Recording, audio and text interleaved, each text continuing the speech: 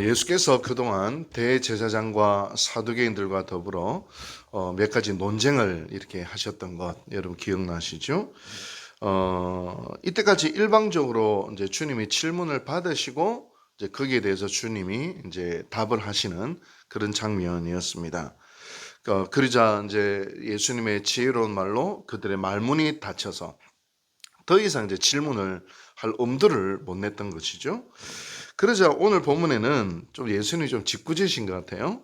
말문이 막혀서 더 이상 질문을 할 엄두를 못 내는 이 바리새인들에게 예수님이 모여 있는 것을 먼저 딱 가셔서 질문을 탁 던지십니다. 오늘 본문은 그렇게 해요.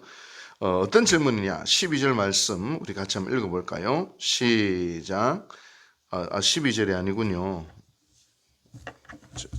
제가 잘못 봤습니다. 41절 말씀, 42절 말씀입니다. 42절 시작. 너희는 그리스도에 대하여 어떻게 생각하느냐? 누구의 자손이냐? 대답하되 다윗의 자손이니이다. 아멘. 여러분 우리가 알듯이 이 그리스도는 헬라 말이고 히브리 말로는 메시아 이렇게 되겠죠. 메시아 즉 그리스도가 누구로부터 나오겠느냐? 어느 지파, 누구의 자손으로부터 나오겠느냐? 그러자 바리새인들은 성경 박사답게 다윗의 자손으로 오십니다. 그렇게 답을 합니다. 유대인들과 바리새인들이 메시아가 다윗의 자손, 후손에서 난다라고 철석같이 믿었던 것은 사무엘하 7장에 나옵니다. 왜냐하면 선지자 나단이 다윗에게 이렇게 예언을 해요. 하나님 말씀을 받아서 네가 나의 성전을 지으려는 마음이 참 귀하구나. 그러나 너는 못 짓고 네 후손이 짓게 될 것이다. 그리고 내가 너에게 복을 주는데 네 왕위가 내 영원히 경고할 것이다. 네 후손들이 네 왕위를 영원히 이어갈 것이다. 그렇게 예언을 합니다. 사무엘하 7장 12절부터 16절인데 제가 중간을 좀 빼고 핵심 구절만 한번 읽어드릴게요. 네 소환이 차서 네 조상들과 함께 누울 때에 내가 네 몸에서 날 내 씨를 네 뒤에 세워 그의 나라가 견고하게 하리라. 그는 내 이름을 위하여 집을 건축할 것이요 나는 그의 나라 왕위를 영원히 견고하게 하리라. 내 집과 내 나라가 내 앞에서 영원히 보존되고 네 왕위가 영원히 견고하리라 하셨다 하라. 이 말씀의 핵심이 뭐냐면 네 후손이 나타나서 성전을 지을 것이고 또 네 후손의 나라는 영원히 견고하리라. 이 두 가지 예언입니다. 우리 성경 통독하는 분들은 이제 기억나시겠죠? 근데 네 후손이 성전을 지으리라. 이건 이루어졌죠. 솔로몬에 의해서. 근데 다윗의 후손의 나라가 영원히 견고하게 된 건 아니죠. 왜냐하면 남유다가 바빌론에 의해서 망했기 때문입니다. 그래서 유대인들과 바리새인들은 어떻게 생각하냐면 다윗의 자손에게서 한 왕이 나서 이제 이 이스라엘 나라를 영원히 견고할 메시아가 날 것이다. 영원히 견고할 나라를 이루실 메시아가 날 것이다. 그런 생각을 했다는 거예요. 그래서 다윗의 자손에서 납니다. 이렇게 답을 했던 것입니다. 그래서 종려주일날에 다윗의 자손이요 호산나 이 뭔 말은 뭐예요? 당신은 메시아입니다. 우리를 구원하십시오. 이 말과 똑같은 것입니다. 그러자 예수님이 정답을 이야기하자 또다시 질문을 하십니다. 43절에서 45절까지의 말씀인데요. 우리 한번 같이 읽어보겠습니다. 43절에서 45절 시작. 이르시되 그러면 다윗이 성령에 감동되어 어찌 그리스도를 주라 칭하여 말하되 주께서 내 주께 이르시되 내가 내 원수를 내 발 아래에 둘 때까지 내 우편에 앉아 있으라 하셨다 하였느냐. 다윗이 그리스도를 주라 칭하였은즉 어찌 그의 자손이 되겠느냐 하시니. 여러분 이 굉장히 굉장한 말씀입니다. 이 말은 뭐냐면 예수님께서 시편 110편 1절 말씀을 가져와 가지고 질문을 하시는 것입니다. 다윗은 자신의 후손인 메시아를 향하여 주라고 불렀다. 한마디로 하나님이라 불렀다는 거예요. 그리고 이 말은 성령에 감동되어서 했다. 이 말입니다. 다시 말하면 유대인들이 생각하는 메시아는 어떤 메시아냐? 다윗의 자손의 메시아는 그저 인간으로 와가지고 인간이에요. 그냥 그들이 생각하는 메시아는 그냥 인간으로 와가지고 이 땅 가운데 세상 군주가 되고 로마를 척결하고 이 세상에서 가장 강력한 나라를 만드는 그런 왕 정도의 메시아로 생각했다는 겁니다. 만약에 너희들이 생각이 그랬다면 굳이 다윗이 자기의 자기의 후손을 보고 하나님이라고 왜 부르냐고, 주라고 왜 부르냐고, 굳이 주라고 부르지 않았다는 거예요. 자신의 후손으로 오는 메시아는 하나님이다, 주시다, 지상의 왕 정도가 아니라 영원한 나라, 온 인류와 온 우주, 지난주에 구원의 차원을 이야기했죠. 온 땅과 온 우주까지 회복시키시는 바로 그런 메시아, 그런 왕이시다. 이걸 뭘로 고백했다고? 성령으로 고백했다. 그렇게 이야기합니다. 이러한 예수님의 말씀에 바리새인들이 말문이 턱 막혔어요.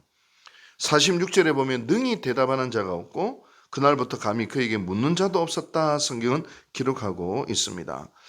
여러분, 다시 말하면 우리 기독교 이제 신학을 딱 공부하면 예수님은 누구신가 이러면 신학적인 답변은 딱 제일 먼저 이렇게 나옵니다. 예수님은 참 인간이요 참 신이시다. 이렇게 이제 이야기를 딱 합니다. 신학교에 가면 그렇게 성경을 딱 요약해 보니 예수님은 참 인간이요 참 신이시다. 이렇게 이야기를 합니다. 어떻게 한 존재가 참 신도 되고 참 인간이 될 수 있을까?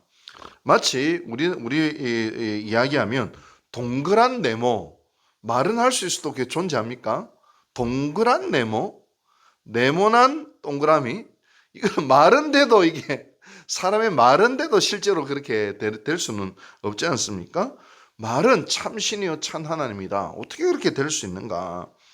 말하기는 힘들지만 그게 그 신비이죠. 예수님은 그러신 분이셨습니다.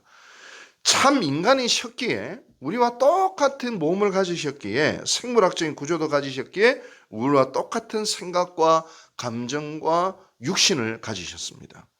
또 배고프시고 때로는 우시기도 하셨고 때로는 웃기도 하셨습니다.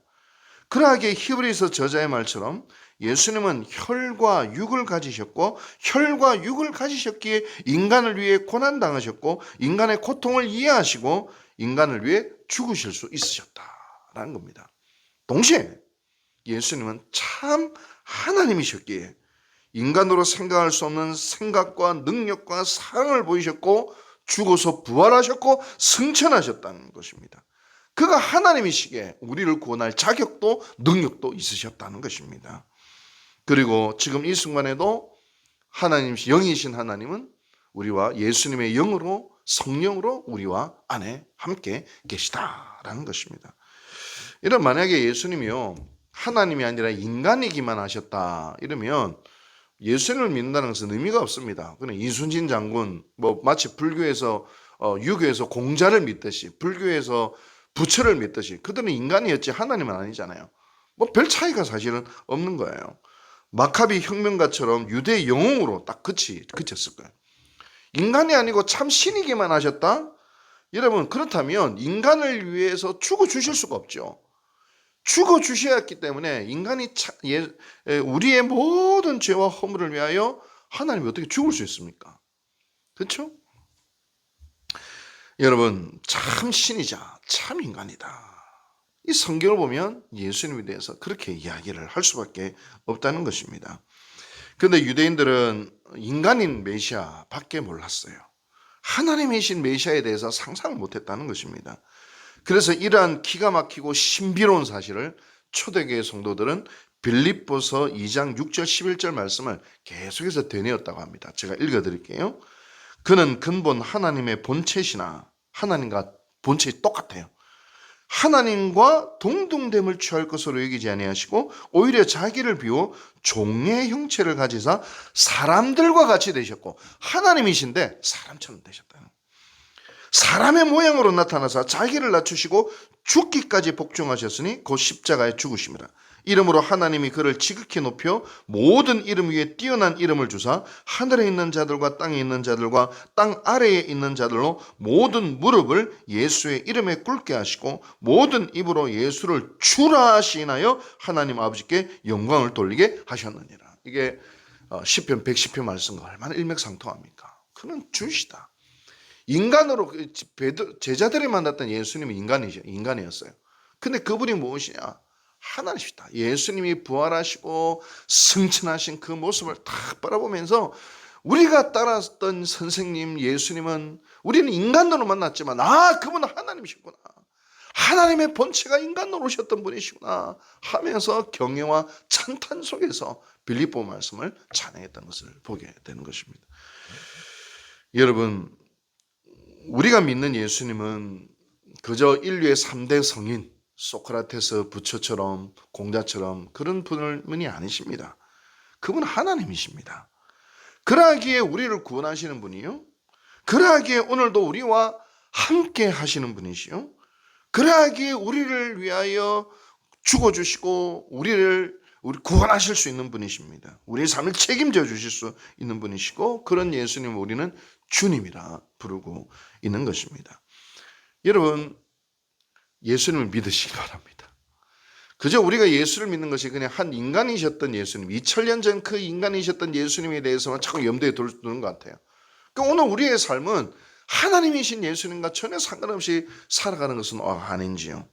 하나님이신 예수님은 지금 우리와 함께 하십니다. 우리를 구원하십니다. 그분은 능력이 있으십니다. 우리를 책임져 주시는 분이십니다. 이 예수를 믿으라는 거예요. 이 예수를 믿으라는 것입니다. 지금도 하나님 우편에 앉아 계셔서 우리의 머리카락도 다 세신받으신 예수님, 우리와 함께 하시고 우리의 호흡과 함께 하시는 그 예수님이 지금 여러분들의 기도를 들으십니다. 이 믿음으로 오늘도 기도의 자리로 나가시기 바랍니다. 하나님이신 예수님은 우리의 기도에 응답하시는 분이시며, 그리고 아무리 슬퍼도 아무리 억울해도 아무리 힘들어도 우리의 삶을 책임져 주시고 구원해 주시는 구원자 되십니다. 이 예수님과 함께 동행하시는 오늘 하루를 살아가시는 유국제일교회 모든 성도들 되시기를 주님의 이름으로 축원합니다. 기도하시겠습니다. 자비하신 주님 감사드립니다.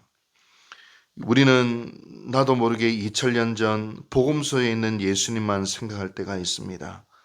참 훌륭하셨던 예수님, 사랑 많으셨던 십자가에 죽으신 예수님만 생각할 때가 있었습니다. 그러나 예수님은 부활하시고 승천하시고 살아계셔서 오늘도 우리의 기도를 들으시고 오늘도 우리와 함께 하시는 참 하나님임을 믿습니다. 오늘도 그 우리의 구원자 되신 예수님을 향하여 겸손히 기도하게 하시고, 오늘도 우리가 이 땅에서 당하는 어떤 삶이든 예수님과 함께 헤쳐나가고 이기고 승리하는 우리 유국제일교회 모든 성도들 되게 도와 주시옵소서. 예수님의 이름으로 감사하고 기도하고 축원하옵나이다. 아멘.